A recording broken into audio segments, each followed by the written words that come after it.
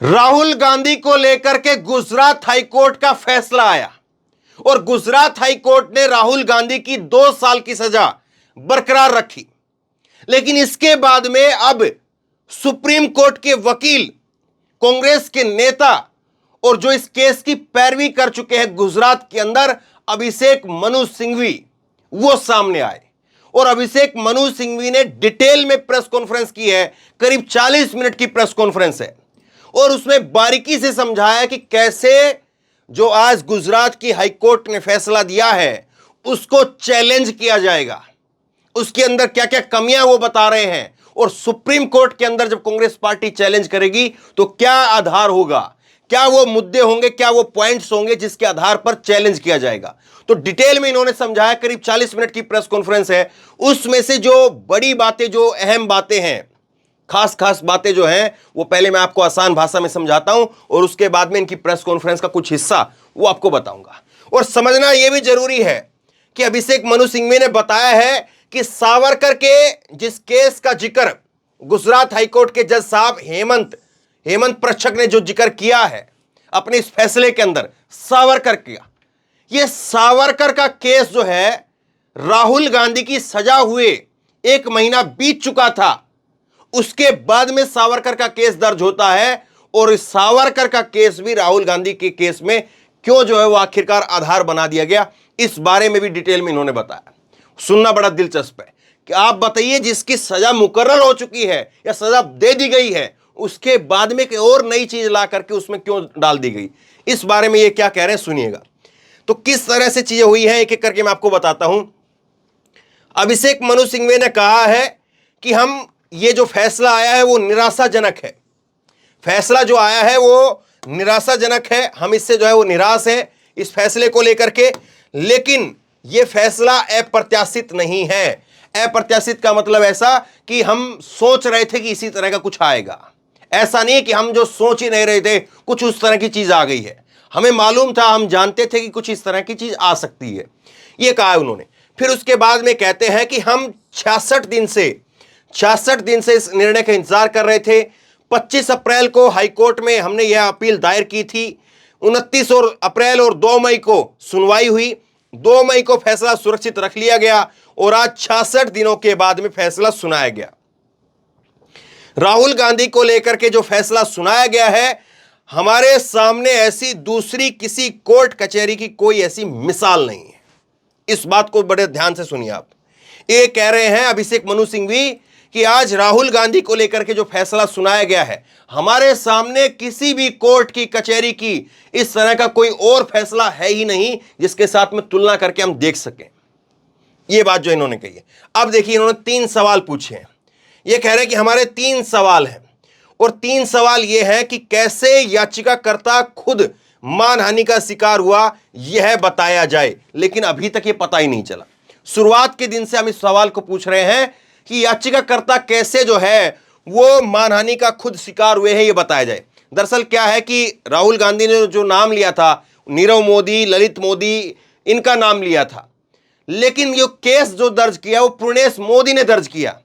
अब ये सवाल पूछ रही है कांग्रेस, ये अभिषेक मनु सिंह भी सवाल पूछ रहे हैं कि पूर्णेश मोदी ये बताए कि जब उसका नाम नहीं लिया गया तो वो कैसे जो है मानहानि उसकी हो गई। ये पहला सवाल वो कह रहे हैं कि अभी तक इसका उत्तर ही नहीं मिला। पूरा जो है वो 2 साल की सजा जो है हाईकोर्ट ने बरकरार कर दी, लेकिन अभी तक इस सवाल का उत्तर नहीं मिला। दूसरा सवाल, इस पूरे फैसले का एक सबसे बड़ा आधार यह है कि द्वेष है, लेकिन आज तक यह जवाब नहीं मिला कि द्वेष क्या है। यह जो है इन्होंने कहा कि इस पूरे फैसले के अंदर जो है वो ये कहा गया कि वो उनकी मंशा जो है वो उनकी मंशा लोगों को जो है ठेस पहुंचाने की थी, वो द्वेष पहुंचाना चाहते थे। लेकिन वो ये कह रहे कि आज तक कोई ऐसा आधार मिला ही नहीं। और तीसरे पॉइंट में आप जो अच्छे से समझेंगे इसको, राहुल के बयान से याचिकाकर्ताओं को कैसे नुकसान हुआ, इसका जवाब नहीं मिला। ये वाला जो पॉइंट है वो आपको इस पॉइंट से समझ में आएगा। ये कह रहे हैं कि जो याचिकाकर्ता जिन्होंने याचिका डाली है उनको नुकसान कैसे हुआ। किसी का बयान आया है, किसी के बयान से कोई हंगामा हो गया, किसी को जो है वो ठेस लगी, कोई और नुकसान हो गया, तो उनको नुकसान क्या हुआ ये पता नहीं चला आज तक। ये 3 सवाल इन्होंने उठाए। इसके बाद में आगे सुनिए, ये कह रहे हैं कि राहुल गांधी को लेकर के कहा गया कि उनके ऊपर 10 केस पेंडिंग है, लेकिन किसी भी केस में उनका दोषी नहीं ठहराया गया है। तो ऐसे में उसको आधार कैसे बनाया जा सकता है, यह समझने के लिए आपको मैं ये आपको दिखाता हूं, हेडलाइन जो आपको बताता हूं, ताकि आप ये समझ पाएंगे। राहुल गांधी को जब ये फैसला दिया तो जज साहब ने कहा कि राहुल के खिलाफ कम से कम जो है वो 10 केस क्रिमिनल केस पेंडिंग है। इस केस के अलावा कुछ और केस और फाइल किए गए हैं, और एक में तो वीर सावरकर का जिक्र है। कुल मिलाकर के जज साहब ये कहना चाह रहे हैं यहां पर कि राहुल के खिलाफ जो है वो 1-2 नहीं है, बल्कि 10 केस हैं इस तरह के। तो एक आदतन अपराधी की तरह से जो है वो ट्रीट किया गया है, ये बात जो है कही गई है। अब यहां पर अभिषेक मनु सिंघवी ने इसका जवाब दिया है, और अभिषेक मनु सिंघवी कह रहे हैं कि जो बात कही गई है कि राहुल के खिलाफ 10 केस हैं, तो इसमें किसी भी केस के अंदर तो उनको दोषी नहीं ठहराया गया है, तो इसको आधार कैसे बना सकते हैं, यह बात को समझिए आप। बड़ी इंपॉर्टेंट बात कही गई है।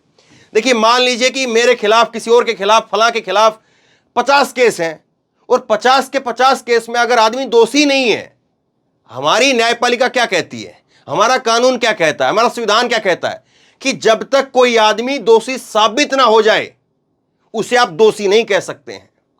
तो जब 10 केस राहुल गांधी के खिलाफ हैं, और अगर एक भी केस में राहुल गांधी दोषी साबित ही नहीं हुए, तो इन 10 केस को आप आधार बना कैसे रहे हो। और आगे सुनिए, राहुल के ऊपर जितने भी केस हैं उन सभी के याचिकाकर्ता, शिकायतकर्ता कहीं ना कहीं बीजेपी से जुड़े हुए हैं या बीजेपी नेता समर्थक हैं। तो ऐसे में द्वेष का सवाल कैसे उठ सकता है। द्वेष तो राहुल गांधी की तरफ से शिकायतकर्ताओं के ऊपर होना चाहिए।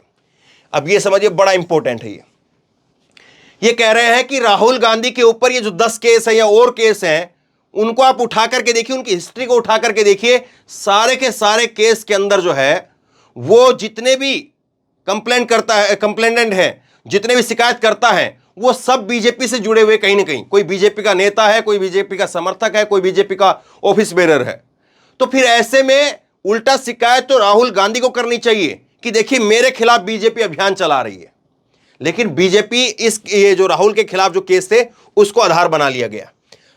और आगे देखिए, आज इस फैसले में सावरकर को लेकर के जिस टिप्पणी का जिक्र किया गया कि सावरकर को लेकर के केस दर्ज हुआ है, उसका जो जिक्र हुआ है वह केस 12 अप्रैल, बहुत इंपॉर्टेंट है, ये बहुत इंपॉर्टेंट है, ध्यान से सुनिए इसको। ये कह रहे हैं कि सावरकर का केस जो है वो 12 अप्रैल 2023 को दर्ज किया गया, जबकि राहुल गांधी को 23 मार्च 2023 को ही दोषी ठहरा दिया गया था। 24 तारीख की उनकी सदस्यता चली गई थी। अब आप बताइए, एक महीने पहले जिस आदमी को दोषी ठहरा दिया गया हो, उस आदमी को एक महीने बाद जो केस रजिस्टर हुआ है वो भी उसी में जोड़ दिया गया। आगे डिटेल में इन्होंने बताया, समझिएगा, प्रेस कॉन्फ्रेंस का हिस्सा सुनाऊंगा आपको। तो ऐसे में सावरकर के केस का राहुल के इस केस को कैसे जोड़ा जा सकता है, ये तमाम सारी बातें कही है। तो डिटेल में, क्योंकि वो वकील है, थोड़ा सा उनकी लैंग्वेज जो है वो वकीलों वाली लैंग्वेज है, आप थोड़ा कम समझ पाएं, इसीलिए मैंने थोड़ा डिटेल में आपको ये बता दी है। अब आप विस्तार से आराम से उनको सुनिए। उन्होंने बहुत गहरी बातें, और सुप्रीम कोर्ट में किस तरह से इसको चैलेंज किया जा सकता है, कैसे चैलेंज किया जाएगा, सब बता रहे हैं, सुनिए ध्यान से। दोस्तों, आज एक निर्णय आया है, मैं समझता हूँ निराशाजनक ज़रूर है, लेकिन अप्रत्याशित नहीं है, अनएक्सपेक्टेड नहीं है। ये मैं कहना चाहता हूँ कि आप लोगों ने कहा कि आप मेरे लिए इंतज़ार कर रहे हैं, हम इस निर्णय का इंतज़ार कर रहे हैं 66 दिन से, 66 डेज़, और 66 दिन बाद आज 10:30 बजे जब निर्णय आने की सूचना आई, तो उसके बाद भी निर्णय नहीं आया, और कहा गया कि 2:30 बजे के बाद आएगा, और 2:30 बजे के बाद ये अभी इस कमरे में आने से 10 मिनट पहले मिला है हमको। तो इसलिए हम भी आपकी प्रकार इंतज़ार कर रहे थे, और इसलिए मैं निर्णय को अंत में टिप्पणी करूंगा, क्योंकि मैंने भी अभी 10 मिनट पहले ही इसको सरसरी तौर पे देखा है। जैसा कि आपको याद है, ये अपील 25 अप्रैल को फाइल की थी हमने हाई कोर्ट में, उच्च न्यायालय में, और 29 अप्रैल को और 2 मई को सुनवाई हुई। उसके बाद आरक्षित हुआ, और आरक्षण होने के बाद 2 मई से आज 7 जुलाई को 66 दिन बाद आया है निर्णय। मैं निर्णय में आने से पहले 4 चीज़ें कहना चाहता हूँ शुरू में। नंबर 1, विनम्रता से मैं कहूँगा कि ये जो कानूनी जूरिस्प्रूडेंस गुजरात से हमको मिली है, इसमें भी और सेशंस कोर्ट में भी, मैं समझता हूँ वो अद्वितीय है, क्योंकि उसका कानून में और कोई मिसाल नहीं है, बेमिसाल है। समांतर और कुछ नहीं है इस सब्जेक्ट में मानहानि के। मैंने पहले जो 2-3 बार आपके समक्ष वार्ता की, मार्च में भी और अप्रैल में भी इसी विषय में, तो मैंने आपको बताया था कि किस प्रकार एक पूरे समुदाय को, जो बेढब है, अपरिभाषित है समुदाय, उसके बारे में मानहानि प्रमाणित करना करीब करीब असंभव है।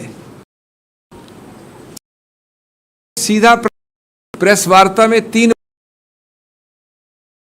न्यायालय में, पिछले कोर्ट में भी कहा, एक सरल प्रश्न कि जो ये याचक हैं, शिकायतकर्ता हैं, वो खुद कैसे मानहानि के शिकार हुए, ये कृपया बताया जाए।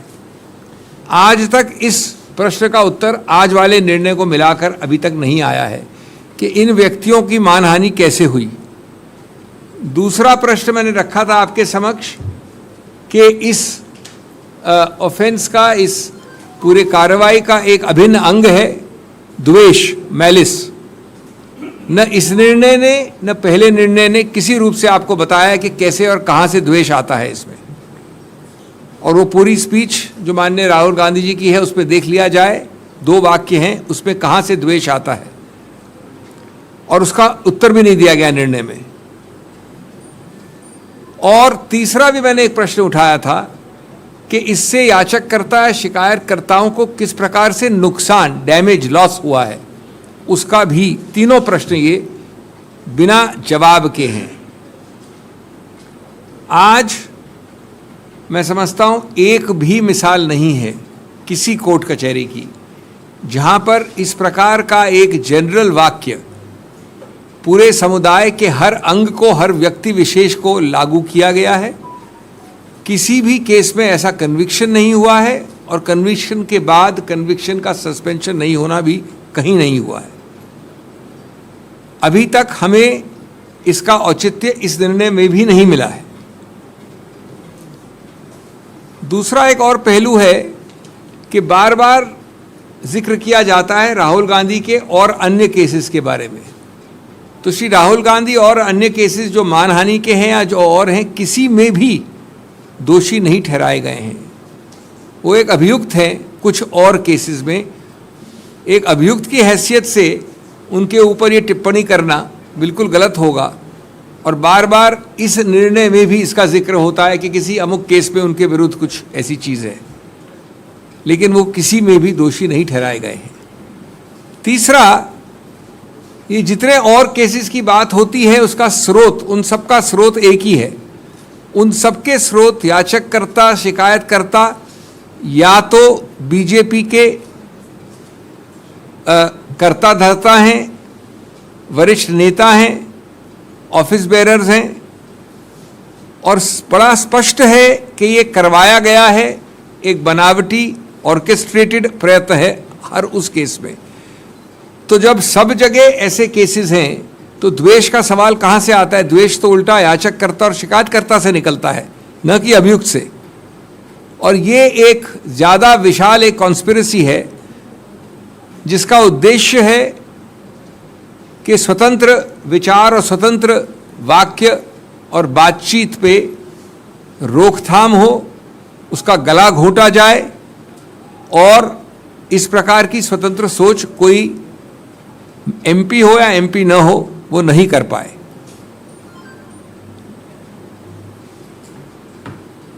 एक और विचित्र बात है, आज सुबह 10:30 बजे जब घोषणा हुई कि निर्णय आने वाला है, यद्यपि आया अभी 10 मिनट पहले, तो जिक्र किया गया वीर सावरकर के बारे में। यानी इस निर्णय का जो अभी हमने देखा है, पैरा 63 में वीर सावरकर के एक केस का जिक्र है। रोचक बात यह है कि ये वीर सावरकर का केस दायर ही हुआ है 12 अप्रैल 2023 को, और श्री राहुल गांधी का दोषी ठहराना निचले कोर्ट्स द्वारा उससे 1 महीने पहले 23 मार्च को हुआ था। इसके बारे में कोई प्लीडिंग नहीं है, जिरह लिखित रूप से नहीं हुई इसके ऊपर। जब मामला खत्म हो रहा था अंतिम दिवस पे 2 मई को जब मैं गया, तो अंत में दूसरी तरफ के याचक ने इसका जिक्र किया है कटिंग देके, अखबार की कटिंग। आश्चर्य है, अचंबा है, लेकिन जैसा मैंने कहा पूरी प्रकार से अप्रत्याशित नहीं है कि ये एक मेजर प्रमुख आधार बन गया है निर्णय का। एक ऐसी चीज जिसमें एक आरोप लगाया, सिर्फ आरोपित है, कोई दोषी नहीं है, 1 महीने बाद ओरिजिनल कंप्लेंट के। मैं ये भी कहना चाहूंगा कि इस बारे में कोई आपको गलतफहमी नहीं होनी चाहिए कि जो ये मूल मुद्दा है, सिद्धांत है इस केस में, वो हम सबको, हम एक एक व्यक्ति को असर दुष्प्रभाव करता है, इन्वॉल्व हम सबको करता है। ये सिर्फ किसी एक व्यक्ति विशेष या राहुल गांधी या इनका या मेरा या आपका केस नहीं है। क्यों? क्योंकि ये उस अखाड़े की बात है जो स्वतंत्र बोलचाल का अखाड़ा है। ये उस अखाड़े की बात है जो स्वतंत्र अभिव्यक्ति का अखाड़ा है। और सबसे बात, जैसा मैंने कहा, मूल बात है कि वहां पर किस प्रकार से नियंत्रण हो, ये कंट्रोल फ्रीक सरकार का उद्देश्य है। उस अखाड़े पे किस प्रकार से रोकथाम हो, गला घोटा जाए और उस पे बार बार प्रहार किया जाए, ये मूल मुद्दा है। मानहानि के कानून को पूरी तरह से दुरुपयोग किया गया है उस उद्देश्य को हासिल करने के लिए। समक्ष कि कितना भी आप प्रहार करें, इंटिमिडेशन, हैरेसमेंट करें, कितना भी आप जेल से डराएं, मैं नहीं समझता कि श्री राहुल गांधी इस प्रकार की चीज़ों से किसी रूप से कभी भी, उनका ट्रैक रिकॉर्ड दिखाता है, कभी डरे हैं। वो एक सत्य के राह के निडर यात्री हैं और वो बीजेपी का झूठ का पर्दाफाश करते रहेंगे, बार बार करेंगे।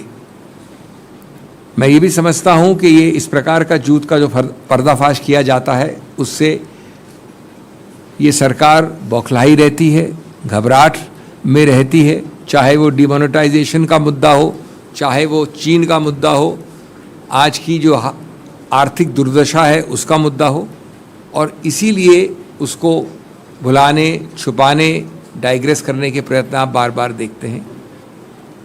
हमें विश्वास है अंत में कि न्यायपालिका सत्य का ही साथ देगी। अहंकारी सत्ता को अंत में एक कड़ा जवाब मिलेगा हमारे अंतिम निर्णय से, जिसकी तरफ हम अग्रसर होंगे अब उच्चतम न्यायालय में। दोस्तों, मैं एक चीज़ और कहना चाहता हूँ। जो जजमेंट अभी 10 मिनट पहले हमें मिला, जो 67 दिन बाद मिला, उसमें 2-3 स्पेसिफिक मुद्दे हैं जो आप भी पढ़ेंगे बाद में, लेकिन मैं आपका ध्यान आकर्षित करना चाहता हूँ कि पैरा 43 और 1-2 और पैराज में इस प्रकार से लिखा गया है जैसे ये जो राहुल गांधी ने 1-1.5 वाक्य कहा, ये भारत का सबसे जघन्य अपराध है। और उसके बाद वाले पैरा 45 में ये भी कहा गया है कि ये वाक्य अपने आप में मॉरल टर्पिट्यूड भी है। मैं विनम्रता से कहना चाहूँगा कि कानून थोड़ा बहुत हम भी जानते हैं। कानून में मॉरल टर्पिट्यूड परिभाषित वाक्य है, फ्रेज है, शब्द है। कभी भी इस प्रकार का वाक्य जो कभी मानहानि मान भी लिया जाए, वो एक ऑफेंस हो सकता है जब तक कि उच्चतम न्यायालय निर्णित न करे, लेकिन मॉरल टर्पिट्यूड दूर दूर से नहीं हो सकता। इसमें क्या मॉरल टर्पिट्यूड है मैं जानना चाहूँगा। वो कुछ नहीं बताया आपको। पैरा 45 में कहा है कि हम इसको मॉरल टर्पिट्यूड भी मान सकते हैं और मानते हैं। अगर ये चीज़ें हो सकती है मॉरल टर्पिट्यूड, तो मैं नहीं समझता। और उसके पहले वाले पैरा 43 पे 43 में ऐसा एक पिक्चर दिखाई गई है जैसे कि बहुत ही जघन्य अपराध किया है। ये क्लियरली, ये बड़े स्पष्ट रूप से बहुत मुख्य प्रमुख गलतियां हैं जो हम समझते हैं उच्चतम न्यायालय ठीक करेगा। तीसरा पहलू है कि बार बार ये कहा गया है कि ये एक वाक्य उस पूरे समुदाय के हर अंग को की मानहानि करता है। जो हमने तथ्य दिए कि कितने कितने विभिन्न अंग हैं। ये समुदाय अपने आप में परिभाषित नहीं है। अगर समुदाय को लेकर उसके कितने कितने अलग अंग हैं, उसके हर व्यक्ति को कैसे मानहानि हो सकती है। और सबसे बड़ी बात कि अगर ऐसा है तो कभी नहीं हो सकता कि उस पूरे अपरिभाषित समुदाय का कोई व्यक्ति उठकर लोकस होता है, हैसियत रखता है कि वो कोर्ट जा सके। 13 करोड़ लोग हों या 10 करोड़ लोग हों, उनमें से कोई भी याचिका शिकायतकर्ता बन सके, इसका कोई उत्तर नहीं दे पाया है ये निर्णय जो आज आया है। जैसा मैंने कहा, पैरा 63 में सावरकर का जिक्र है, एक ऐसी कंप्लेंट जो 1 महीने बाद इस आज वाली कंप्लेंट के फाइल हुआ और जिसकी बहस हुई नहीं। अंत में आखिरी दिन 2 मई को एक न्यूज़पेपर कटिंग दी गई। ये कानून की बहस का परंपरा नहीं होती, उसको प्लीड करना पड़ता है, लिखित रूप से अंदर लाना पड़ता है पूरे समावेश में। तो ये सब जो हैं, और इसके अलावा मैं आपको तकनीकी रूप से नहीं कहना चाहता, कई और पृष्ठ हैं। पैरा 56 है जिसमें कि कहा गया है कि 499 यानी मानहानि एक बहुत ही जघन्य अपराध है। देश के विरुद्ध समाज के कई बड़े बड़े अंग हैं जिनके सार्वजनिक कैरेक्टर को वो आघात पहुंचाता है। मैं नहीं समझता कि अगर ये था तो जो विधायिका थी उसने ऐसे ऑफेंस के लिए मैक्सिमम दंड 2 वर्ष रखा, जिसको इस पैरा 56 में जैसे कोई डेथ पेनल्टी का ऑफेंस बना दिया है माननीय जज ने। विधायिका तो निर्णित करती है कितना जघन्य अपराध है, इतने जघन्य अपराध के लिए 2 वर्ष का रखती है मैक्सिमम सेंटेंस विधायिका। ये सब चीज़ें और अन्य चीज़ें हम रखेंगे समक्ष।